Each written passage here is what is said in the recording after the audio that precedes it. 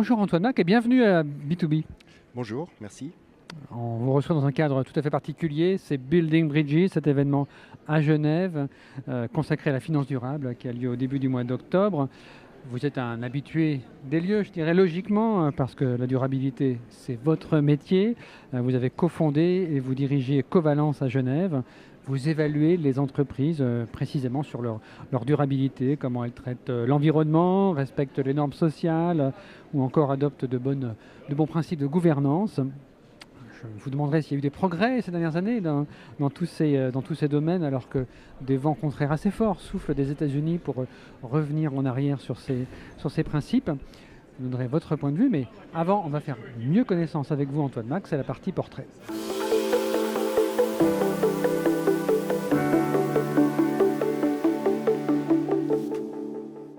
Antoine Mac, si j'ai bien lu votre CV, vous avez commencé votre carrière dans le journalisme au début des années 90, 2 ans au Courrier à Genève, je crois, journal engagé à gauche. Et pourquoi ne pas avoir persévéré dans le journalisme ? Oui, j'ai effectivement fait 2 ans de journalisme, principalement au Courrier. J'ai souhaité, après 2 ans, poursuivre mes études. En fait, je suis retourné à l'université pour continuer, donc pour faire un master en sciences politiques. Et j'ai pu ensuite travailler pendant quelques années comme assistant à l'université. Qu'est-ce qui vous a donné envie de pousser la porte d'un quotidien ? À l'époque, le Courrier proposait des stages, disons, aux étudiants. Et donc j'ai eu la chance de faire un stage de 3 semaines, je crois. Payé 80 centimes la ligne, dans mon souvenir à Vous avez l'époque. écrit beaucoup de lignes ? Oui, il faut écrire pas mal de lignes. Et puis, chemin faisant, j'étais un pigiste régulier pendant 2 ans. Où je sortais à peu près un article par jour. Rubrique locale et puis rubrique culturelle aussi, musicale, rock. Donc on était encore loin de la durabilité. Oui, même si, comme vous l'avez mentionné, le Courrier est un journal engagé et j'étais, en travaillant là-bas, on va dire, sensibilisé à des sujets qui touchent au développement international, la solidarité, etc. Mais pas encore le rôle des entreprises et du secteur privé. Vous écrivez encore, notamment une chronique dans un journal concurrent de la GFI. Est-ce que c'est la preuve que ça vous manque, l'écriture, peut-être c'est une carrière quand même que vous auriez aimé embrasser finalement ? Sans doute, sans doute. C'est un plaisir de pouvoir écrire de temps en temps des articles, tout à fait. L'écriture, ça vous plaît ? Oui. Et qu'est-ce qui vous a donné envie de retourner à l'université ? Vous avez été un petit peu chercheur et enseignant, je crois, pendant quelques années. Et puis vous avez finalement aussi quitté la carrière académique. Là, c'était trop abstrait l'académique, c'est pour ça ? Donc j'étais assistant et doctorant et je ne suis pas allé très loin dans ce chemin du doctorat. Je suis resté un peu dans la première année au stade du projet de doctorat. J'étais dans le domaine de la philosophie politique qui demande beaucoup de lecture, beaucoup de travail. Et puis au fond, je me suis dit, si tu continues sur ce chemin, si tu vas au bout du doctorat, c'est pour faire un choix peut-être de carrière académique, de viser d'être professeur un jour ou l'autre. Et je crois que ce n'était pas pour moi. Je ne me voyais pas avoir cette persévérance. Et puis il y avait eu l'envie peut-être de toucher à des choses plus concrètes, en effet. Dans votre entourage, à l'époque, vos parents ou vos amis vous encourageaient à faire quoi ? À rester à l'université, à rejoindre une grande entreprise à Genève ou autre chose ? Ouais, mes parents aimaient bien le fait que je sois employé à l'université, même comme simple assistant, et ça leur plaisait bien. Donc, que faisaient-ils, eux ? Que faisaient-ils, vos Mes parents ? mon père était avocat et ma mère plutôt photographe. Ouais. Donc vous n'avez pas fait droit ? J'ai pas fait droit, non. Donc grande dame ou c'était par rébellion Bon, c'était sans doute pour tracer ma propre voie, faire quelque chose d'un petit peu différent, mais même mon père m'en a pas voulu pour autant. Alors pourquoi la durabilité ? Comment est-ce que ce sujet est arrivé et est devenu vraiment votre cœur d'expertise ? Alors, dans la fin des années 90, il me restait encore quelques obligations militaires que je ne souhaitais plus remplir sous l'uniforme. Autrement dit, j'ai fait du service civil dans des ONG, dans des associations, et c'est là que je me suis retrouvé dans une fondation qui s'appelle Antenna International, dirigée par M. Denis von der Weyde. Et c'est là que j'ai, on va dire, rencontrer le thème des droits de l'homme, des droits humains. Que fait cette fondation, Antonin, en quelques mots, Alors, pour ceux qui ne la connaissent pas? elle fait de la promotion des droits de l'homme et puis aussi elle travaille sur l'accès à la nutrition, la spiruline, des choses comme ça. Il y a plusieurs branches. Et là, j'ai eu l'occasion de m'intéresser au thème entreprise et droits de l'homme, ce qui était nouveau pour moi. Et c'est ce qui, à terme, m'a amené vers le déclencheur, sujet de l'économie responsable, de la finance durable, etc. Ouais. Mais j'ai eu pendant cette période l'occasion de faire toute une enquête sur le thème entreprise suisse et droits de l'homme, faire une série d'interviews auprès de grandes entreprises suisses, ABB, Novartis, etc. Oui, et puis les plus grandes, Nestlé, oui. et puis d'ONG suisses comme Amnesty International, Caritas, etc. Et puis la démarche, c'était de comparer les opinions des unes et des autres sur quelques grands sujets de durabilité, de responsabilité sociale, les conditions de travail chez les fabricants de textiles, l'impact des grands barrages, l'accès aux médicaments, ce genre de sujets. Tout cela a débouché sur la publication d'un livre publié aux éditions universitaires de Fribourg. Là, on est en 2001 oui. Et c'est peu avant la création de Covalence. D'accord, donc il y a eu, c'est là que la gestation s'est faite. Je remarque aussi que vous avez toujours enseigné un peu, la transmission, c'est aussi c'est des choses que vous aimez faire? Oui, j'aime enseigner. Comme on a eu l'occasion de le dire, mes premiers pas dans l'enseignement, c'était en tant qu'assistant, donc responsable d'un séminaire à l'Université de Genève avec un groupe d'étudiants de sciences politiques. C'était vraiment les premiers pas. Et puis, une fois que j'étais dans le monde professionnel avec Covalence, j'ai renoué avec l'enseignement, principalement dans la formation continue, donc dans la formation pour adultes, pour les professionnels de la finance. L'Institut supérieur de formation bancaire à Genève en particulier? Alors, l'ISFB en effet, depuis 2021, mais avant cela, avec la HEG, la Haute École de Gestion de Genève, où j'ai dès 2012 enseigné un module sur la finance durable dans le cadre d'un programme de management durable. Et puis, depuis 2016-2017, on a créé avec Andrea Baranzini et Jean Laville un programme, un certificat d'études avancées en finance durable, entièrement dédié à la finance durable, à moitié en ligne, à moitié en présentiel, qui a eu un certain succès, en tout cas dans les premières années.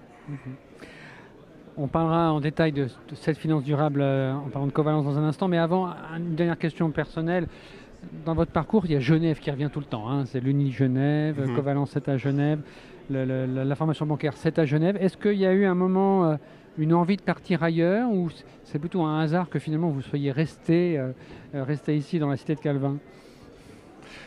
Et pour compléter, le football, c'est Servette, c'est Genève. Effectivement, je suis assez local dans mon parcours. Non, j'ai jamais vraiment senti le vent du large, j'ai jamais voulu m'établir ailleurs. Même si je suis très intéressé par, je dirais, le côté international, par les autres cultures, les autres langues, les autres populations. Mais on a à Genève la chance d'avoir beaucoup de gens du monde entier qui viennent ici. Et tout en restant à Genève, on voyage aussi. C'est une des raisons qui explique mon attachement à cette ville. Très bien, merci. On va maintenant parler de Covalence, l'entreprise d'Antoine Mac.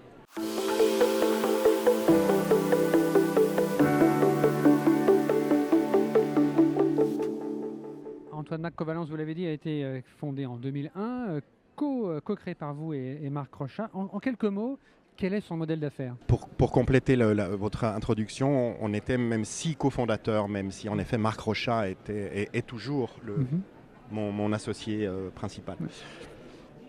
Le modèle d'affaires, c'est de produire et de vendre des notations ESG, donc pour les critères environnementaux, sociaux et de gouvernance, et puis des données sous-jacentes. On a eu 2 grandes périodes en termes de débouchés, de clients, de marché. Une première période où nos clients étaient surtout des entreprises, des grandes entreprises. On a eu à peu près une 50aine de clients multinationales comme Nestlé, L'Oréal et d'autres. Donc 2002-2012 environ. On leur fournissait des analyses de réputation sur les questions de durabilité. Et puis, pour plusieurs raisons, on a fait évoluer ce modèle d'affaires à partir des années 2012-2013. Et aujourd'hui, nos clients sont principalement des professionnels de la finance, de l'investissement, des sociétés de gestion, quelques partenariats plus étroits avec des gérants de fonds, quelques concurrents d'autres agences de notation à qui on fournit des données, et puis enfin parfois des universités, des chercheurs qui achètent des données.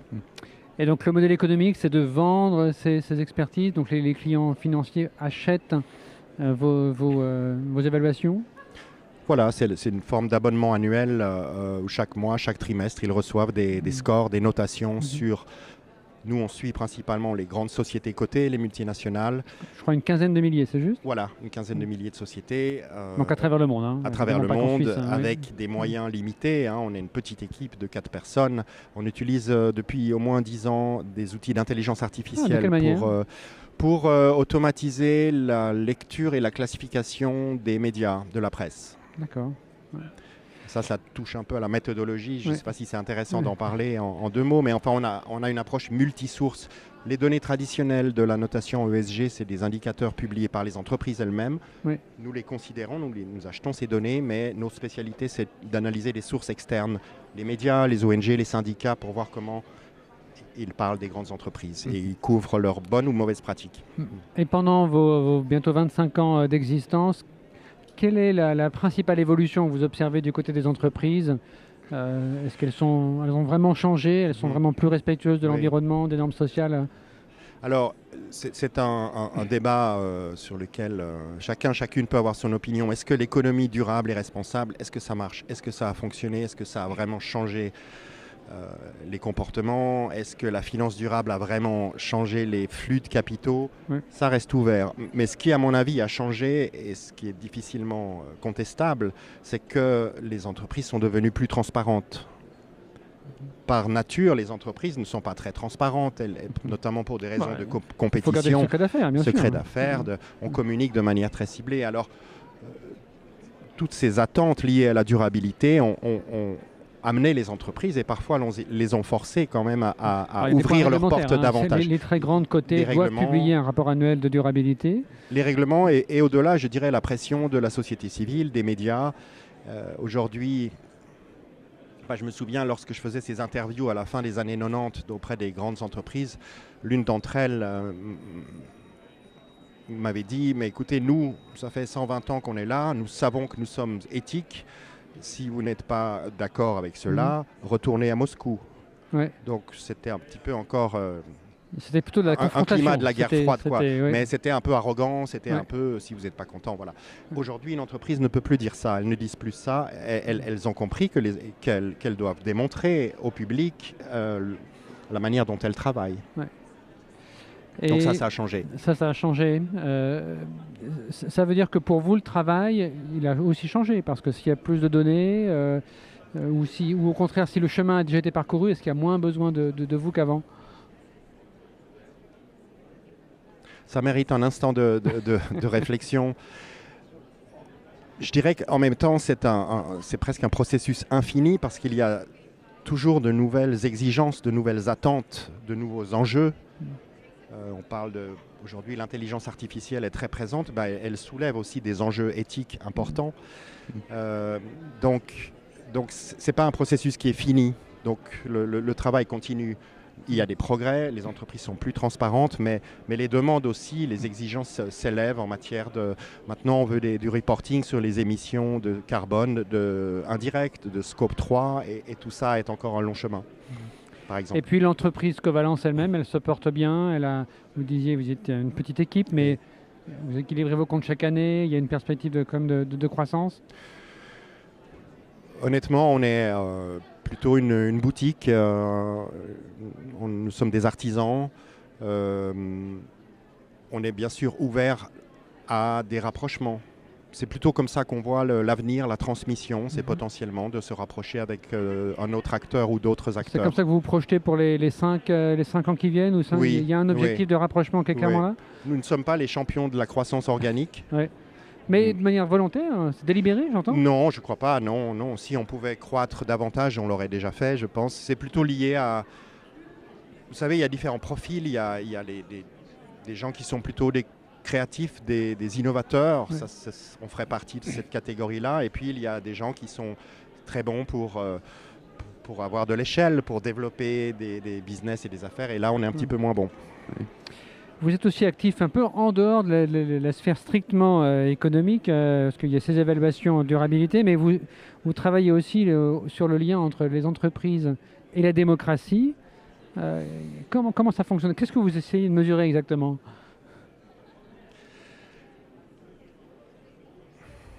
Alors, on essaye de mesurer, on va dire, la contribution positive des entreprises à la démocratie. On l'a fait de manière similaire sur un autre thème plutôt social qu'environnemental, qui est celui de la paix. Moi, j'ai la conviction que les entreprises, le secteur privé, jouent un rôle fondamentalement utile pour la construction et le maintien de la paix et aussi pour le développement de la démocratie et son maintien. De quelle manière? En créant des emplois? Oui, peut-être la manière principale, c'est en créant des emplois, en faisant travailler des fournisseurs.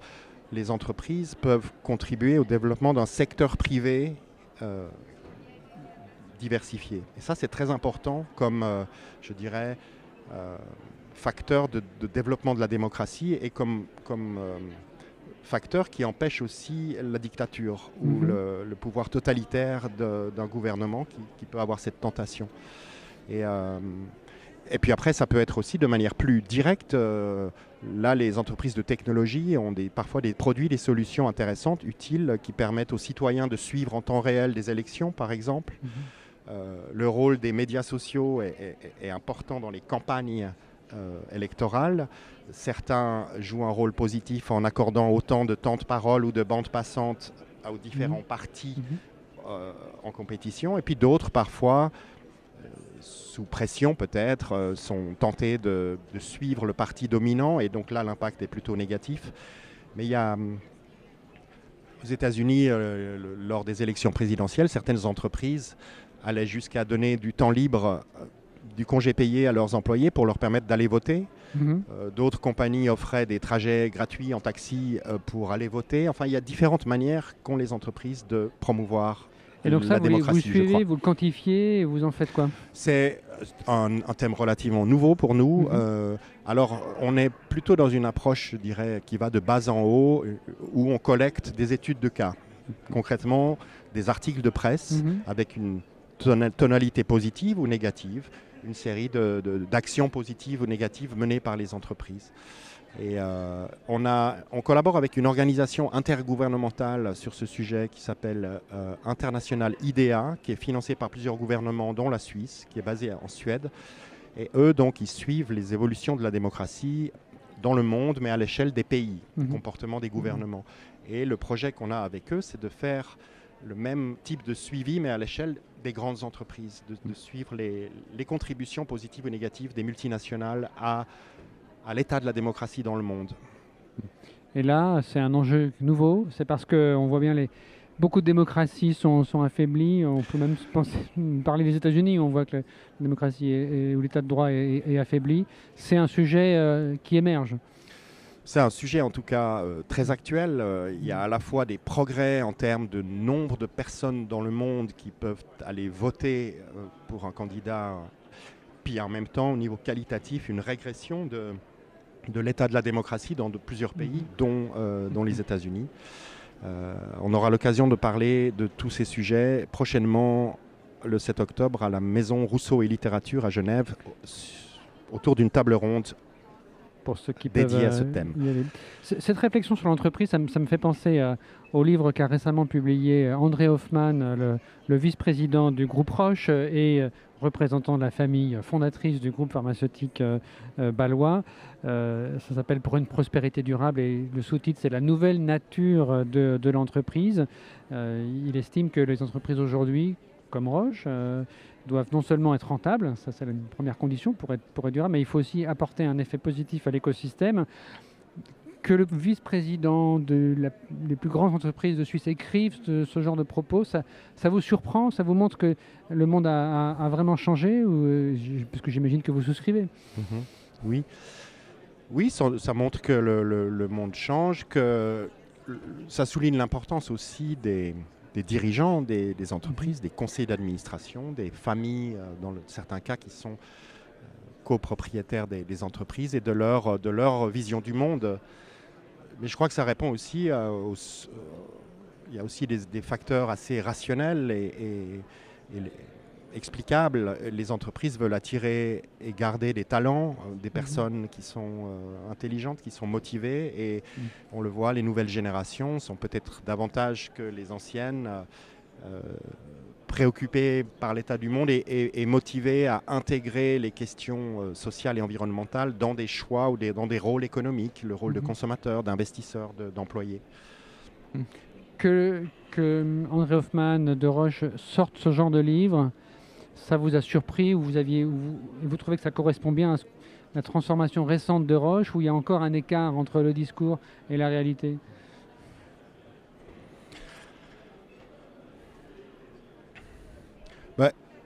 Monsieur Hoffman, on le voit dans les événements, dans les initiatives autour de la durabilité depuis de nombreuses années, donc ça ne m'a pas surpris qu'il sorte ce livre. Je pense que malheureusement, ce n'est pas un cas représentatif de l'ensemble des dirigeants des grandes entreprises. Il est probablement plus sensible à ces sujets que la moyenne. Parce qu'il est propriétaire en bonne partie de l'entreprise, c'est ça qui fait la différence? Oui, et puis en raison sans doute de son histoire personnelle, de son parcours, de ses convictions. On peut rappeler que son père était un des cofondateurs du WWF, du Fonds mondial de l'environnement, et il a été, on va dire, dans sa jeunesse, André Hoffman a imbriqué. Il a baigné dans ce climat. Baigné dans ce domaine. Ça nous amène à Building Bridges, où clairement André Hoffman est déjà venu, il n'est pas là cette année, mais vous êtes venu, je pense, peut-être toutes les éditions depuis que ça existe, Building Bridges ? Pratiquement, c'est la 6e. Pourquoi est-ce que vous revenez ? Alors, je reviens déjà pour des raisons affectives, parce que à l'origine de Building Bridges, il y a plusieurs acteurs. Il y a la Fondation Genève Place Financière, les grandes banques privées genevoises, mais il y a aussi l'association Sustainable Finance Geneva, que j'ai eu le plaisir de cofonder avec une dizaine de camarades en 2007. D'ailleurs, une émission précédente, on recevait Angela De Wolf, qui était une des cofondatrices également. Une des camarades cofondatrices de SFG. Donc, ça nous a bien sûr fait plaisir de voir que il y a eu 10 ans plus tard la création de Swiss Sustainable Finance au niveau national et puis la grande conférence Building Bridges qui émane aussi de ce type d'initiative. Ensuite, je viens ici parce que pour les rencontres, le réseautage, pour se tenir au courant de qui fait quoi, je trouve qu'il y a une vertu aussi de cet événement, c'est qu'elle bénéficie et vous y participez avec d'autres confrères, d'une assez bonne couverture médiatique. Et donc, cette couverture médiatique de Building Bridges permet au grand public de mieux comprendre, de mieux visualiser ce qu'est la finance durable. Et ça, je crois que c'est très important. Ça ne doit pas rester un domaine d'experts, un écosystème fermé. Ça doit toucher des cercles plus larges de la société. Et puis, enfin, peut-être que cette conférence, elle nous démontre dans la pratique que dans la durabilité, c'est un long chemin, c'est un plan d'action à long terme qui connaît des hauts et des bas, comme les marchés boursiers, sans doute. Et puis, alors, ça fait du bien au moral aussi, dans des périodes un peu difficiles comme actuellement, il ne faut pas le nier, de retrouver des pairs. Voilà, il y a un côté un petit peu, on se remonte le moral parmi. Une dernière question qui a aussi été abordée ici à Building Bridges, on parle de durabilité, mais il y a la guerre en Europe. Et donc beaucoup de personnes s'interrogent, est-ce que dans les portefeuilles d'investissement, on devrait remettre un peu de défense, d'armement? Le représentant d'une caisse de pension néerlandaise évoquait un peu son dilemme. Je ne veux pas investir dans des munitions, dans des sous-marins, mais peut-être que la défense de manière générale, oui, il faut y réfléchir, ça fait partie de la durabilité. Pour la démocratie, la défense de la démocratie que vous évoquiez tout à l'heure, vous avez un avis sur cette question? Sujet très sensible et délicat, notamment dans la communauté de la finance durable. Mon sentiment, c'est que s'il y avait une très bonne transparence sur l'utilisation des produits, en l'occurrence des armes, une traçabilité remarquable, donc concrètement de savoir vraiment qui, à la fin, utilise ces équipements. Si c'est uniquement la police dans des États démocratiques ou les casques bleus des Nations Unies qui utilisent les armes pour la paix, pour la sécurité des citoyens. Le marché de l'armement, c'est pas celui-là. Le marché de l'armement, il est mondial. C'est ça le problème. Ce que je veux dire, c'est qu'en l'absence de cette traçabilité, de cette confiance qu'on peut avoir sur la circulation de ce type de produit, c'est vraiment délicat d'intégrer l'armement dans une stratégie Et tant pis, d'investissement si une durable. puissance étrangère attaque l'Europe, hein, vous n'allez pas revenir sur votre principe. Ça ne vaut pas la peine de faire un compromis et de soutenir son industrie pour défendre les démocraties européennes. Sans doute que l'Europe a un droit très légitime de se défendre, mais c'est probablement pas au secteur de la finance durable d'être aux avant-postes du réarmement européen. Ce sera le mot de la fin, Antoine. Presque de la fin, parce qu'il nous reste bien sûr le questionnaire de Proust. Quelle devise vous répétez-vous chaque jour ? C'est un chemin Quel conseil donneriez-vous à quelqu'un qui crée son entreprise ? d'être patient.